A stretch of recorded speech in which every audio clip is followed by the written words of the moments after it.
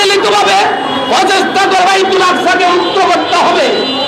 আর বাংলার তৌহিদি জনতার প্রতি উদাত্ত আহ্বান জানাবো, বাইতুল আকসা হাতছানি দিয়ে রাখছে সেই উম্মতের নওজওয়ানরা, তোমরা আমাকে মুক্ত করো।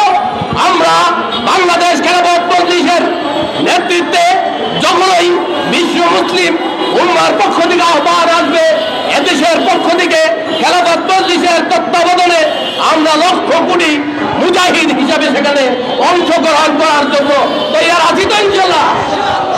ইসরায়েলকে মনে রাখতে হবে, আমরা মুসলমান জাতি যখন রক্ত দিতে জানি, আমরা যখন শহীদ হইতে জানি, মনে রাখতে হবে বিশ্ব মুসলিম ঐক্যবদ্ধভাবে একদিন এমনভাবে গর্জে উঠবে যেদিন ইসরায়েল নামক রাষ্ট্রের কোনো নাম নিশানাও থাকবে না। ইসরায়েলে আমার মা বোনেরা নির্যাতিত হয়েছে, নিপীড়িত হয়েছে একটি শ্রেণী খাওয়ার সময়ে।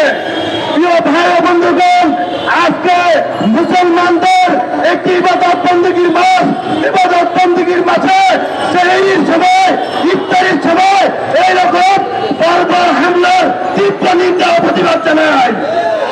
যে পবিত্র রমজান মাসে এই ইহুদির বাচ্চারা কিভাবে একটা যুদ্ধ বিরতির চুক্তি ভঙ্গ করে মুসলমানদের উপরে কিভাবে হত্যা চালিয়ে যাচ্ছে।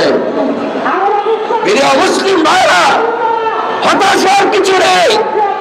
রাসূল করিম সাল্লাল্লাহু আলাইহি সাল্লামের সাথে সন্ধি চুক্তি ভঙ্গ করেছিল। সেই সন্ধি চুক্তি ভঙ্গ করার মাধ্যমে তাদের যেমন পতন হয়েছে, ইসরায়েলরা যেমন যুদ্ধ বিরতি ভঙ্গ করে মুসলমানদের হত্যা চালিয়ে যাচ্ছে, এটার মাধ্যমেই আগামী দিনে ফিলিস্তিন আজাদ হবে ইনশাআল্লাহ। বাংলাদেশের মুসলমান প্রত্যেকটা রাসূলের এক একটা সৈনিক। এই দেশের মুসলমান যদি জেগে ওঠে, ভারতের হিন্দুত্ববাদের অস্তিত্ব থাকবে না ইনশাআল্লাহ। কাঁটাতারের বেড়া দিয়ে, কাঁটাতারের বাউন্ডারি দিয়ে দেশ আলাদা করা যায়, কিন্তু মুসলমানদের ভ্রাতৃত্বের বন্ধন আলাদা করা যায় না।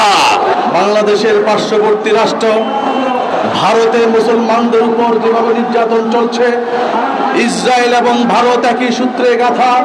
মুসলমানদেরকে নিষ্পেষিত করার জন্য যতই ষড়যন্ত্র হোক, বাংলাদেশের মুসলমানরা জেগে আছে, জেগে থাকবে, রাজপথে লড়াকু সৈনিক হিসেবে লড়াই করবে। প্রয়োজনে বাংলাদেশ থেকে লং মার্চ করে মুজাহিদ বাহিনী ভারত এবং ইসরায়েলকে ধ্বংস করার জন্য, জিহাদ করার জন্য প্রস্তুত রয়েছে। পৃথিবীতে যারা বিভিন্ন সময় আমাদেরকে মানবতার কথা, মানবতার সবক দিতে চায়, যারা মনুষ্যত্বের সবক দিতে চায়, তাদেরই ইন্ধনে ইসরায়েল বছরের পর বছর ফিলিস্তিন গাজার মুসলমানদেরকে হত্যা করতেছে, তাদেরকে নির্মমভাবে বাড়িঘর থেকে উচ্ছেদ করার চেষ্টা করছে। আজকে হাজার বছরের ফিলিস্তিনিরা নিজেদের বাপ দাদার ভিটায় তারা পরবাসী হওয়ার উপক্রম হচ্ছে। এজন্য আমার ভাইয়েরা, আমরা যদি মুসলমান ভাইদেরকে রক্ষা করতে ব্যর্থ হই, আমরা যদি আল আকসা মুক্ত করতে ব্যর্থ হই, তাহলে পৃথিবীতে মুসলমানদের নাম নিশানা থাকবে না।